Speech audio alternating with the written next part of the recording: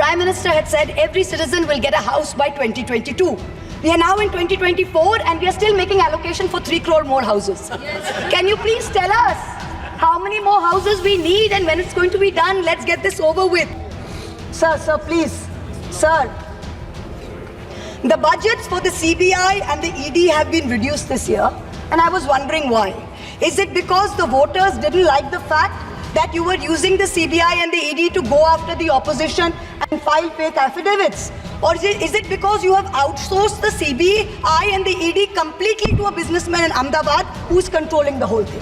Why have you reduced it? When we talk on the on the president's address, the Honorable Prime Minister leaves the chamber. Today, when we are speaking on the finance bill, the Honorable Finance Minister leaves the chamber. We members of the opposition are deeply pained by this. We hope that the government will take notice of our pain and be present in the House each time that we speak on relevant issues. Theodore Root, let us reduce the CBI and the ED budget to zero. Let us Mr. Adani pay the full 1,500 crores. Let us outsource it completely to him. End of story. The Honorable Finance Minister has made a mockery of the people of India in this union budget by doing absolutely nothing. She says, I propose to earmark a significant part of a 50-year interest-free loan for competitive federalism. So this is double speak.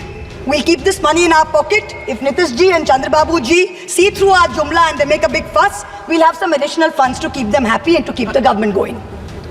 Indirect taxes are regressive because everyone from the richest billionaire to the poorest laborer is paying the exact same tax. Even within the direct tax bracket, for the first time in our country's history, salaried professionals and the middle class are sharing a greater tax burden than rich corporates. The middle class is contributing 55% of direct income taxes under this government, up from 38% under the UPA.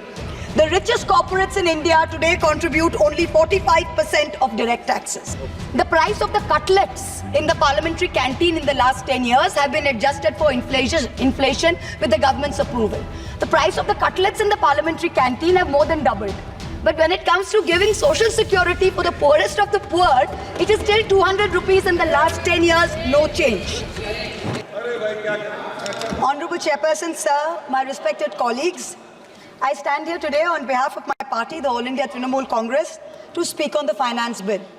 Madam, I have to say I'm deeply pained at the very onset. I must point something out.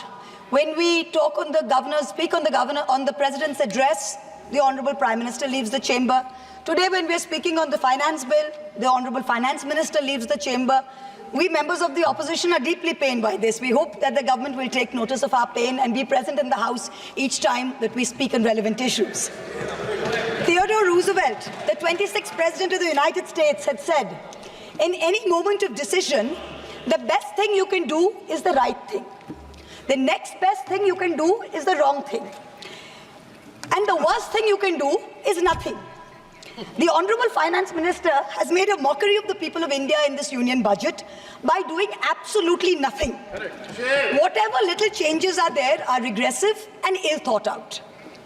Means that the people did not want a business as usual approach. The people wanted a course correction. What have you done?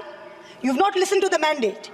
Vinash Kale Viprit Buddhi, you have done the exact opposite. You've kept the same cabinet, you've kept the same finance minister who's given the same shoddy budget. Who is this budget for? The middle class make up 31% of India. The poor make up between 60 and 65% of India. I will demonstrate how this budget systematically strangles the poor and the middle class. This is a kursi bajao budget, a save the chair budget for this government, and even that it doesn't do very well.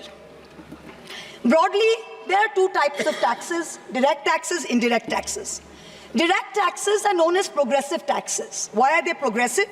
So income tax, property tax, investment tax on capital gains, these are done in a way that the richer you are, the more tax you pay. So they're kind of fairer. Sir, please. Sir.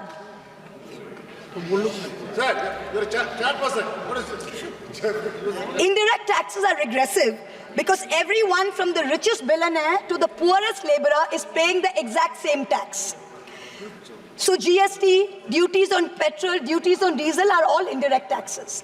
When we strive for a fair and equitable economy, we must have the balance of direct taxes and indirect taxes right.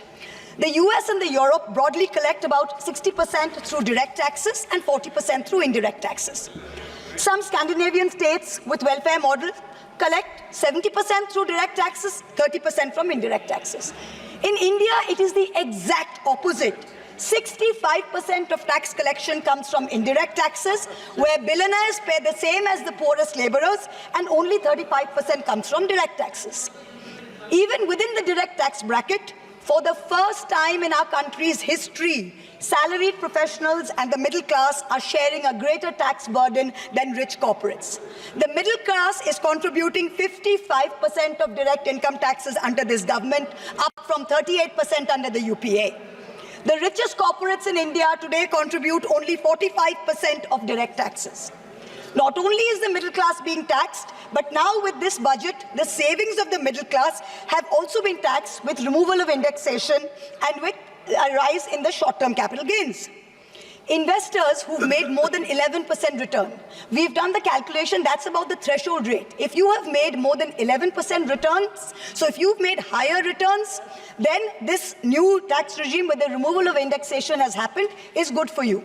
Now, people like our parents, pensioners, salaried middle class, risk-averse people who invested in gold, in property, in debt mutual funds, the removal of indexation has harmed them disproportionately. So the middle class has lost out. Debt mutual fund holders will end up paying more than 40% more tax because indexation is being changed from 20% to 12% for investments made before April 1st, 2023. So this is effectively penalizing those who've made low profits. You've anyway made lower profits. People think real estate has made enormous profits. If you look at RBI's housing index for the past 10 years, the average rise in property prices has been between 4.5% and 5%. So if the middle class is invested in property, that is below 11% return, so indexation is going to harm you. The current GST regime is irrational and iniquitous.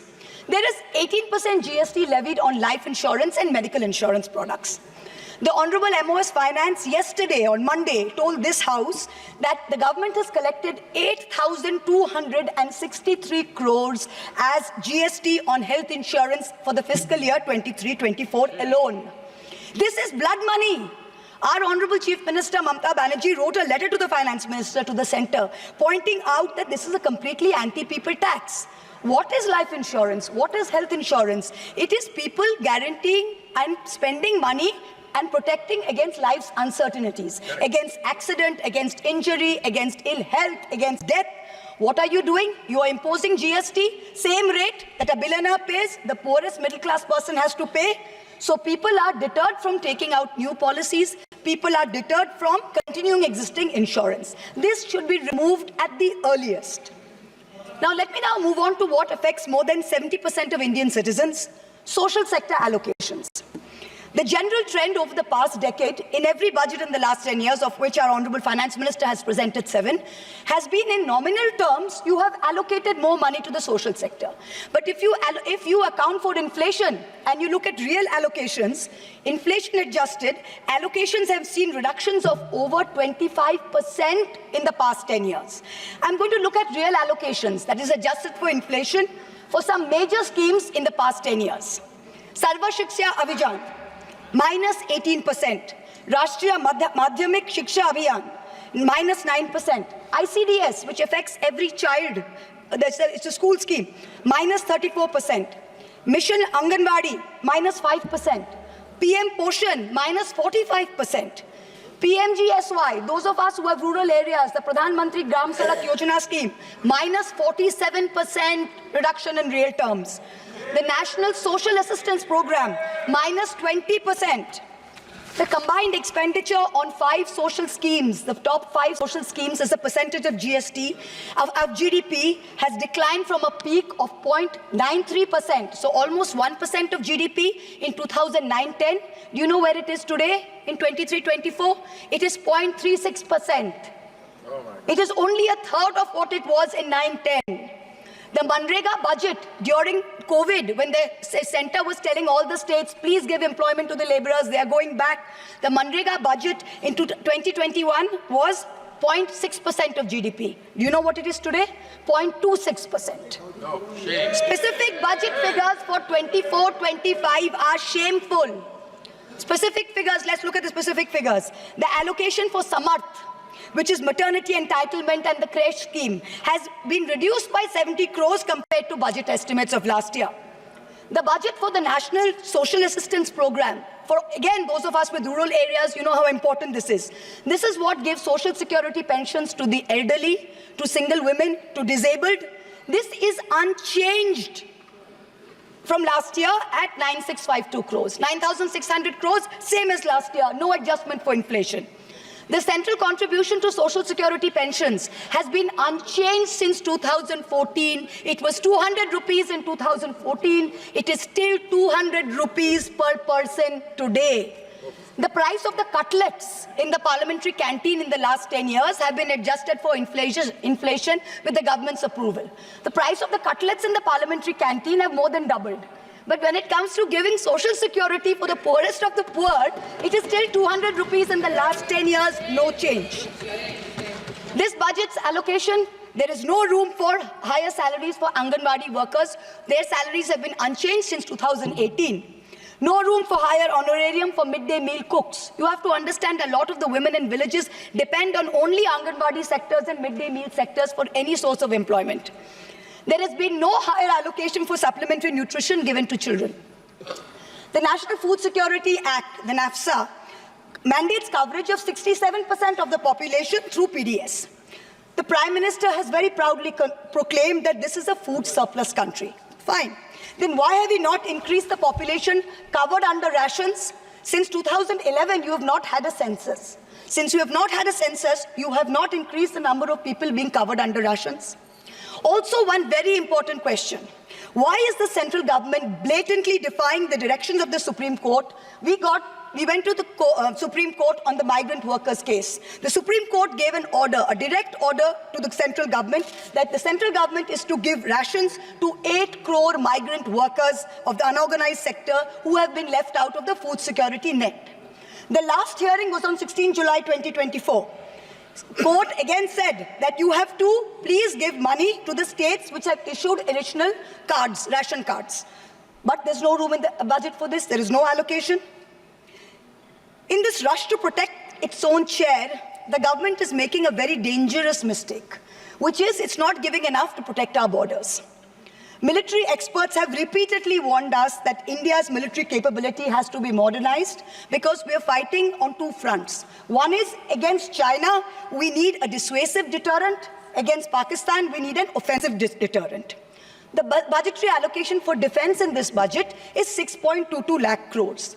This is a marginal decrease of 2,000 crores compared to revised budget estimates. We have reduced it by 2,000 crores. This year's allocation, the budget defense allocation, is 1.9% of GDP. This is the lowest since 1960, the lowest. Shame. Despite many economic constraints, past governments had always given close to 3% of GDP, which is the universal norm for defense. Over the last decade, ever since this government's been in power, it's been hovering around 2%. We have been unable as a government to compel China to restore status quo ante-April 2020 on the line of actual control. We have been unable to deter Pakistan. In the last 2 months alone, over 50 security personnel and about 10 civilian pilgrims have been killed in Jammu. Capital expenditure on military equipment, 1.7 lakh crores.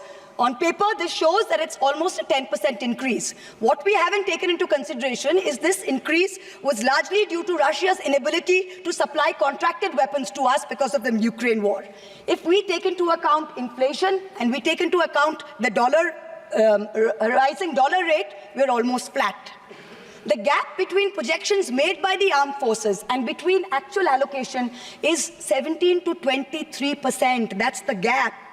कुर्सी बचाने में आप मस्त थे, देश को भी देखिए. We need close to 3%, 2.5 to 3% of GDP to defense. This is something that the country needs to look at. The Honorable Finance Minister started off her speech by talking about the focus on Annadata or farmers and how much this government has done for farmers.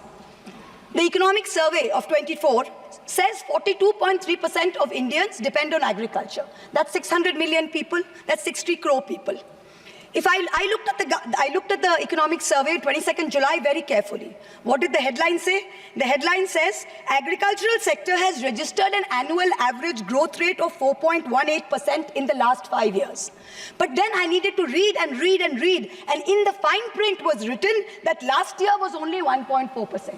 So 4.18 over last 5 years is anyway, when you compare it to inflation, is nothing. But when you compare last year's growth of only 1.4%, what is it saying for 60 crore of our people who depend on farming? Productivity and resilience in agriculture was one of the first themes, priority number 1, according to the finance minister's budget. She had made 9 priorities. This was priority 1. But the provision for agriculture and allied sectors is only 1,52,000 crores. Whereas the provision for one bullet train from Ahmedabad to Mumbai is 1,08,000 crores. Please look at the comparisons, everybody. Priority 2, Finance Minister said, is employment and skilling. This government has got the worst track record of creating jobs. India has more jobs in the informal sector, not in the formal sector. The budget is talking of an internship program with the top 500 companies. This is a joke. The top 500 companies employ 70 lakh people in total. That is 1% of the total workforce. Our workforce is about 57 crores. You are expecting companies which have a total which employ 70 lakh people to give employment to 1 crore interns. Please let us know how this is going to happen. I'm really curious. The real problem is somewhere else. The real problem is that 10.3 crore youth have basically become so dejected, they have given up looking for jobs. The finance minister, she mentions skilling loans, she mentions education loans. Skilling loans are for 25,000 people, education loans are for 1 lakh people. The country has 140 crore people. Now, what are we doing? Priority 3, according to the finance minister, inclusive human resource development and social justice. In this section, the budget says, first on Bihar, we will support expressways. What you're not saying is that you will make expressways which will charge very high tolls. So you are recovering the money, you're not doing anyone a favor. You're charging back-breaking tolls. You might give another bridge which might collapse. Yes. You will set up another power plant, which like Jharkhand may also be outsourced to a favorite businessman. He can be given a nice juicy PPA and sell more imported coal. Secondly, on Andhra, there are no grants, but only loans, that too from multilateral agencies. So basically, dollar loans will be given to Andhra Pradesh, which future generations will have to pay back with interest. There was also another sweeping statement. Grants for backward regions of Rayalaseema, Prakasam and North Coastal Andhra, as stated in the Act, will be provided. I looked in the entire demand for grants with a tooth comb, with a microscope. And I looked at the expenditure budget, nothing was provided anywhere. I don't see the intelligent people of Andhra being fooled by this. Priority 4, manufacturing and services. The finance minister has devoted an entire section on how MSMEs are a priority. I believe her, yes, it should be a priority. But I'm very confused. Most medium and small enterprises are either proprietorships or partnerships. Madam, can you please explain why these proprietorships and partnerships are taxed at higher rates than companies? This makes no sense. Is the A-team the only businesses who are sending truckloads and tempo loads? MSMEs are not sending, is that the problem? And also the government needs to get rid of the bizarre 29A of the Insolvency and Bankruptcy Code, because it is killing companies that are in trouble. It does not allow promoters to propose a resolution plan. As long as we have this code, promoters cannot propose a resolution plan. We need to get rid of this. Priority 5 in the finance minister's speech, urban development. The Prime Minister had said every citizen will get a house by 2022. We are now in 2024 and we are still making allocation for 3 crore more houses. Yes. Can you please tell us how many more houses we need and when it's going to be done? Let's get this over with. 2047. Priority 6, energy security. The less I speak about this, the better it is. Energy security is security for best friends. It's created by allowing best friends to import low-grade quality coal, mark it up as high-grade quality coal, and sell it to state development corporations at the cost of the country's environment, at the cost of the health of our citizens. Priority 7, the finance minister said, was infrastructure. she announced in a true style of Shagun that she is gifting the nation 1,11,111 crores. 111,111. This is flat on last year. Sadly, most of this will go towards crony capitalists. You'll make roads that have potholes, you'll have airports that leak, you will have bridges that fall out, and the taxpayer will pay for this. The budget speaks of private sector participation. But remember one thing, they bid out 6 airports to one company for a fee to be paid by the government. Then they created a policy that allows the regulator to keep increasing the user development fee. So actually, it's the flying public of India that are paying for this. Priority 8, innovation, research and development. Grand words, these are just grand words. The finance minister seems to have forgotten that most entrepreneurs register their product and software IPs in foreign countries like the US, since IP registration system for patents is a complete failure in our country. Unless you fix patent registration, this is not going to happen.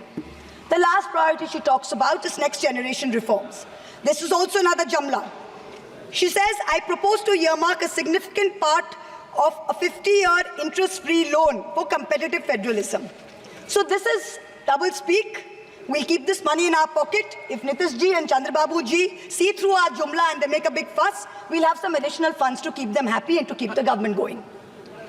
Finally, I have to mention one interesting fact, and I hope that the Treasury benches will have the patience to hear me out. Please. I wholly agree with the Finance Minister on one thing. The budgets for the CBI and the ED have been reduced this year, and I was wondering why. Is it because the voters didn't like the fact that you were using the CBI and the ED to go after the opposition and file fake affidavits? Or is it because you have outsourced the CBI and the ED completely to a businessman in Ahmedabad who's controlling the whole thing? Why have you reduced it? Number one, the former Maharashtra Home Minister highlighted how BJP leaders and agencies have threatened him to filing a fake affidavit. In the case of Sandesh Khali in West Bengal, the women have confirmed on video that BJP leaders forced them to file fake statements. Similarly, I'm told in my matter, Mr. Adani on October 16, 2023, got my friend to his office in Ahmedabad and threatened him with dire consequences to file a fake affidavit. Actually, it was Mr. Adani's in-law, Mr. Cyril Shroff, who filed the fake affidavit and forced him to sign it. Even today, every mid-level official in Adani's office calls mid-level officials in the CBI and says, 161 statement change karaiye, aapka sir ko bulaiye, madam ke against mein statement dijiye. I am telling the CBI via you, madam, please take a 164 statement once and for all. Don't keep calling back people at Adani's behest to change 161 statements to implicate me. It's going to get you nowhere. Let us reduce the CBI and the ED budget to zero. Let us, Mr. Adani pay the full 1,500 crores. Let us outsource it completely to him. End of story.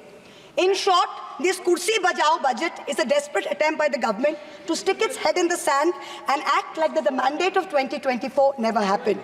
But the coming days are going to prove the instability of this government and the inefficacy of its economic policy. We wait for that day. Thank you very much, madam. Thank you.